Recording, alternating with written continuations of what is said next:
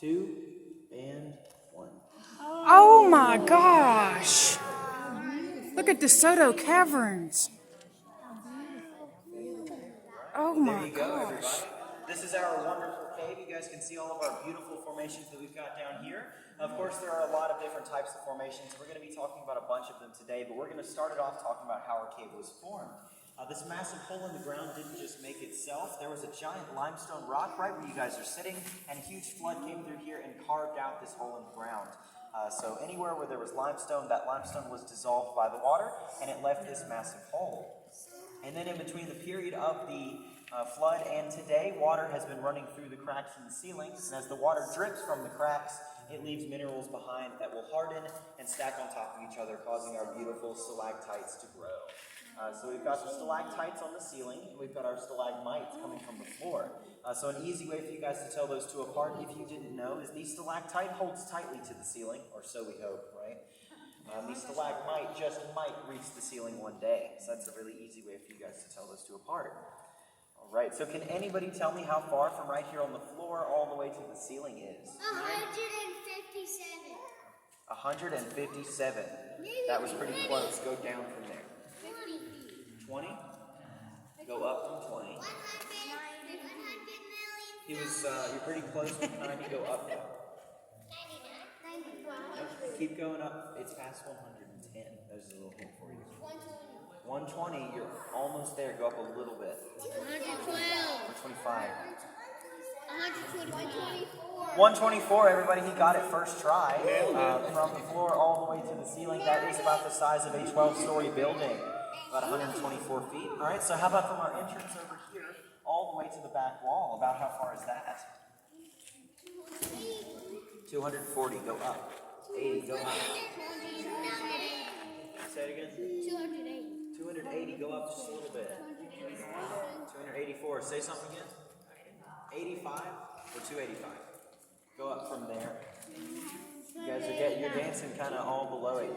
289. You guys are trying to give the random answers. This one's a pretty broad answer. 300. 300. There you go. 300 feet, or about the size of a football field. You guys know we're in Alabama, so everything has to go back to football. Roll Tide! There we go. So, of course, everybody, we do have enough room in here to have a football field and a 12-story building and still have room for the walking portion of our tour. So, pretty large cavern. Wow. So our little stories actually take us back a few thousand years ago, whenever the Coosa Native Americans actually had owned this cave for a really long time. And they actually named the cave Kaimolga, which actually means healing all. So they actually believed that the high moisture down here would expel negative things from your lungs, and that the ambient sounds would actually make you more of a peaceful person. So all in all, you guys are better people than you were a few minutes ago. So there you go. There are benefits to this, right? But of course, if you jump forward just a little bit, and we go to the year 1540, a man named Hernando de Soto found his way to this cave. Hernando de Soto was a Spanish conquistador who actually found this cave, and a bunch of the people lived around it, and he got into a lot of fights with them because he wanted gold. Of course, he was looking for gold and land that he could basically chart, and so he could make himself rich and famous. Of course, he did become famous, but he didn't become rich because he found no gold. He got into a fight with Native Americans over gold that they didn't have, and he ended up losing these fights and was sent limping back to Mexico where the Spanish forts were. So it's pretty unfortunate for him, and he actually ended up ruining the relationship between the two peoples.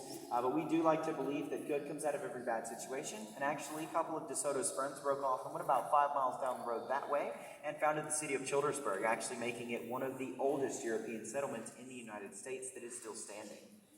So there's a little fun fact for you guys. Yes? The hole that's in the ceiling, how deep is that? How deep is that? Well, that goes up, ish. That will go up. Because I can't see it from this angle. About from, whenever we stand up, feel free to come over here because you can see the top of it. Okay. It goes, I'd say probably another 20 or 30 feet high. Okay. So that is the highest point in the cave. But from right here to right there, that's 124. But up there, it's probably 20 or 30 feet more. Okay.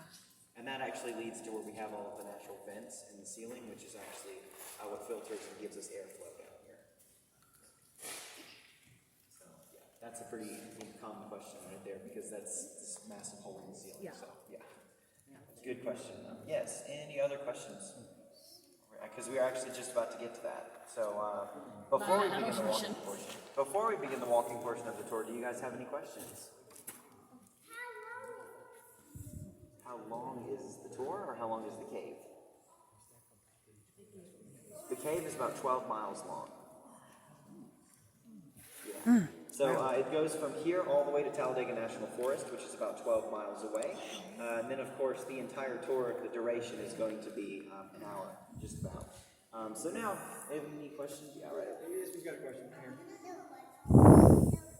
During the tour, we're going to leave all the lights on. Yes, you have a question? Do you have gold? We do not have gold. We've got fool's gold, which is pretty cool. If you guys have a strong enough flashlight, you can see right there, it actually reflects back. That's a Oh, fool's wow. gold up on the It's ceiling. pyrite up there.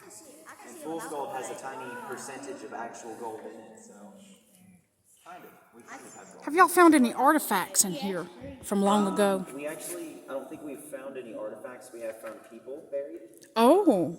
and we've had some artifacts reburied down here. Oh, wow. Well, that's neat. We'll talk a little more about the burial and all that a little bit later. Okay. Right. So, any more questions?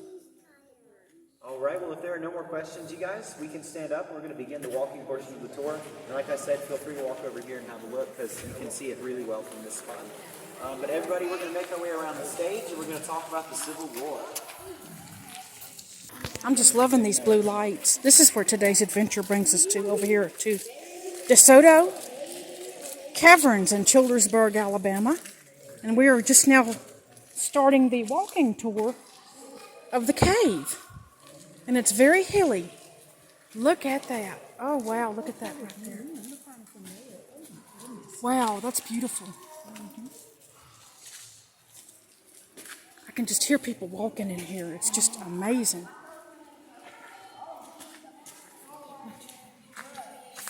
Like mountains. It does look like mountains up there. Wow, it does.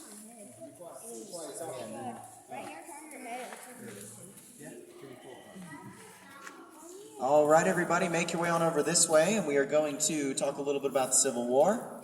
So basically, back in the year 1864, a couple of Confederate soldiers made their way down into the cave, and they were looking for bat guano. Do you guys know what bat guano is? Water holes. Bat poop, or bat droppings, bat feces, whatever you want to call it. Basically, the bats would be hanging up on the ceiling, and they had to drop all that stuff somewhere, and the biggest pile of bat poop was right there. Yeah, there you go. Stepping right in it. But basically, they would have scooped up that bat poop and put it into this big guy right here called a leaching vat. This leaching vat was actually used to filter out the bat guano. They would have hay on the bottom of the vat and bat guano on top. They'd run water through it, and then the bat guano water would actually filter through the hay and come in a little spout at the bottom into a trough just like this one. So they believe that this is the original trough they use. I've been here for about a year, so I can guarantee you it's at least a year old. So then they would scoop up the bat guano water into a pot just like that guy right there. And of course, they would boil it down. Little nitric crystals would form from the nitric acid in the bat guano. They would then break those off and grind them up with charcoal. And what they were left with was potassium nitrate, which is actually 75% gunpowder. So they're making gunpowder out of bat poop. It's pretty interesting. And there's no more bat poop right here, by the way, so you guys are good. We actually only ever get a few bats. I've only ever seen 3, and like I said, I've been working here for a year, so they're pretty rare. So if you see one, point it out, because I want to see one too. All right, so right over here, guys, we got this pretty big formation. So this big guy is called a flowstone, or a frozen waterfall. So the cool thing about this particular formation is that at the beginning of the tour, it's showcasing the main types of minerals you're going to see in the caverns. If you see any formations that are white, then you're looking at calcite. So calcite is basically what gives quartz its beautiful white color. If you see any that are brown, red, or green, you're looking at iron oxide, which is actually what gives the clay in Alabama and Georgia its red color. Oh. And if you guys see any formations that are dark gray or black, you're looking at manganese or magnesium. Manganese is a neurotoxin and magnesium is a laxative. So, you know, we all know what laxatives do, and neurotoxins are going to probably make you throw up. So if you guys were lucky enough to get both of those minerals in one lick of a rock, you're going to have flooding in the attic and the basement. So don't lick the rocks. It should be self-explanatory, but I figure with the no eating and drinking rule in the beginning, that would cover it, but there's a first time for everything, I promise. So if you guys have a look right over here, we've got this beautiful formation. So this guy right here is called a drapery. So this drapery is pretty cool. I'm a big fan of this guy. It is actually about 30 feet long and 72,000 years old, and it is actually the second longest drapery in the entire world, only second to one over in Dubai. So if you guys want to go over there after this and take care of those for us, you can, so you can get the #1 spot. But this guy grows a little bit different from a stalactite. Stalactites come off of the ceiling, and draperies actually come off of the side of the wall. And this guy you can see is coming out of a pretty big bubble, which makes it look a lot like a giant jellyfish. So when they're growing off of the side of the wall, they're able to come off of many different points, which makes them able to grow in strands rather than just down to one point. So they can grow a lot faster, a lot longer, and they can stay a lot skinnier. So this guy is about 1 to 5 inches thick most of the way up. So you guys feel free to go underneath there right now, and you guys can meet me on the other side, and we will continue. All right. Why is there a That's the drapery right there. Oh, wow. See it in person. I know the video doesn't scale to size, but see it in person. Wow. Wow. Wow, look at that. Beautiful. All right, now let's go down a little bit further to this side of the cave.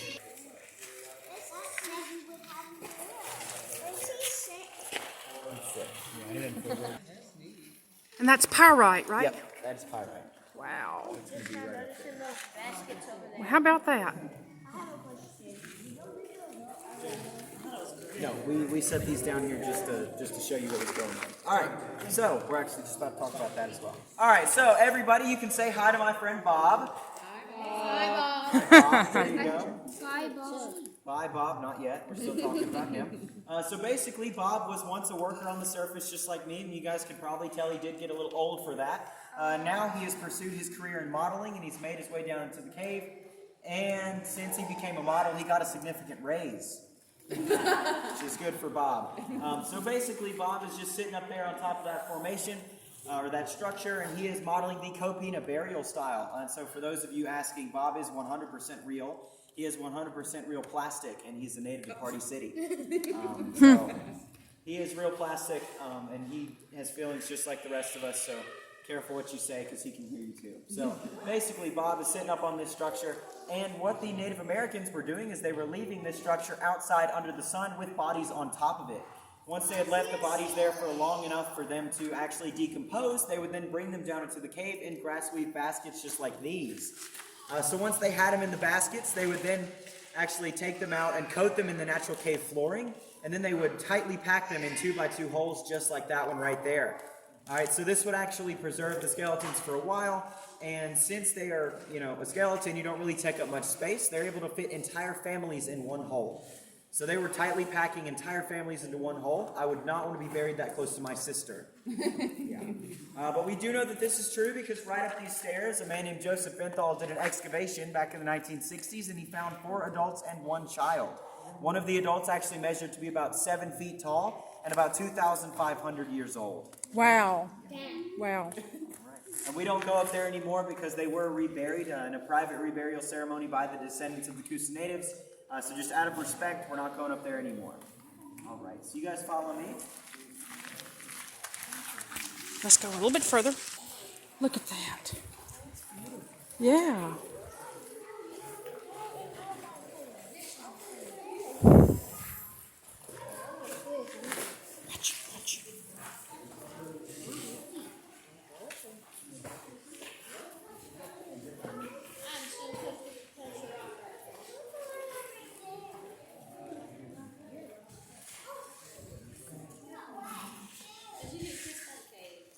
All right, everybody. Yeah, if you were to get dripped on by anything down here, we do like to call those cave kisses. And if you were to get 5 cave kisses, you get married to the cave. So there you go. We've renewed our vows. I got 10. Yeah. We've done a couple of reruns over a few times. So Wow. right through here, you guys, we actually like to call this little area you guys are about to walk through the column room. We actually call it that because of this formation right here, which, as you might have guessed, is a column. So columns are basically formed whenever a stalactite and a stalagmite meet and grow together in the middle. And this big guy, or these big guys right here, have actually been together for a super long time, and that's why we call them the old married couple, because they've been together for so long and their relationship is rock solid. Wow. Right over here, we've got these two that have been together for about 1,500 years or 1,500 years, and basically, that's the newlyweds. So there's not much to talk about there, but I hear their wedding rocked. So there you go. And then last but not least, we've got these two right here. These two, of course, we all know that one couple that likes to delay their marriage about 2,400 years. Well, that's them right there. So, of course, that is the engaged couple. And by the time that they get married, you guys are all invited. So please keep checking your mailboxes.